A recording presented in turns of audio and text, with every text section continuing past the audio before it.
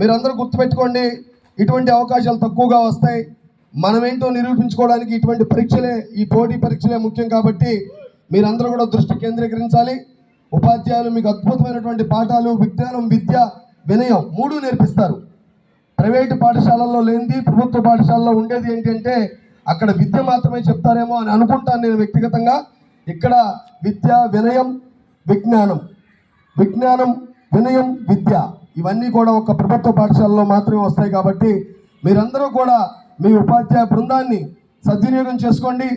మీ ఉపాధ్యాయులు చెప్పేటువంటి ప్రతి మాటల్ని ఈరోజు చూస్తున్నాను. ఇక్కడ డ్రిల్ చాలా డిఫరెంట్గా, కొత్తగా అనిపించింది నాకు.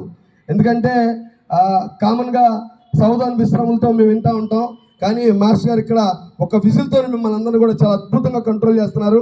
మాస్టర్ గారికి మీ అందరి తరఫున ఒక్కసారి చప్పట్లు.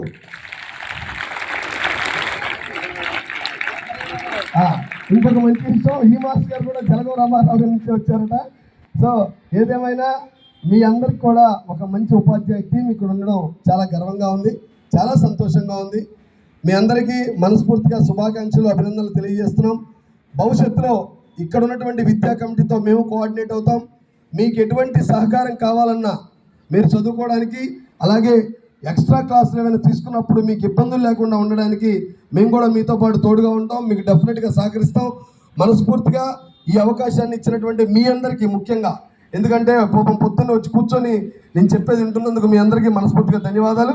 అలాగే స్కూల్ యాజమాన్యానికి, హెచ్ఎం గారికి, ఇక్కడ ఉన్నటువంటి విద్యా కమిటీకి, మిమ్మల్ని క్రమశిక్షణలో చాలా జాగ్రత్తగా ఉంటున్నటువంటి మై డ్రిల్ మాస్టర్ గారికి మనస్ఫూర్తిగా ధన్యవాదాలు తెలియజేస్తూ thank you so much.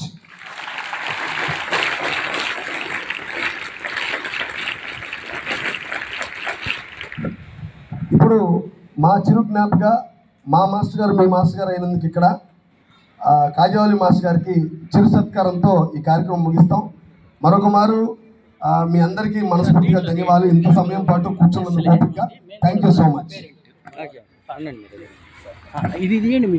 Thank you Prasad గారు. అరే నేను కొన్ని విషయాల్లో స్పందించట్లేదు, 10th క్లాస్ వాళ్ళు స్పందించట్లే.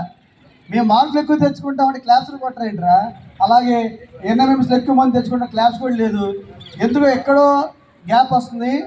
10th క్లాస్ బాయ్స్ ఆ గ్యాప్ తీసేసుకోవాలయ్యా. మీరు కేవలం ఆటల మీద ఇంట్రెస్ట్ ఉంటుంది కానీ చదువు మీద ఇంట్రెస్ట్ పెడుతున్నా. మీరు కనీసం బయట వాళ్ళు వచ్చి చెప్తున్నప్పుడు మేము తెచ్చుకుంటామన్న కాన్ఫిడెన్స్ కూడా మీలో కనబడడం లేదు. ఏదో వచ్చేవాళ్ళ పోయేవాళ్ళ బడి కనుకుంటున్నారు చాలామంది పిల్లలు. అది కరెక్ట్ కాదు. కొద్దిగా స్పందించండి రా చదువు మీద. ఓకే ప్రసాద్ గారు, thank you very much sir. మా పాఠశాల గురించి చక్కని మాటలు చెప్పి మా విద్యార్థులకి, అలాగే మా హెచ్ఎం గారికి కూడా సన్మానం చేస్తున్నందుకు మీకు అభినందనలు మా పాఠశాల తరఫున.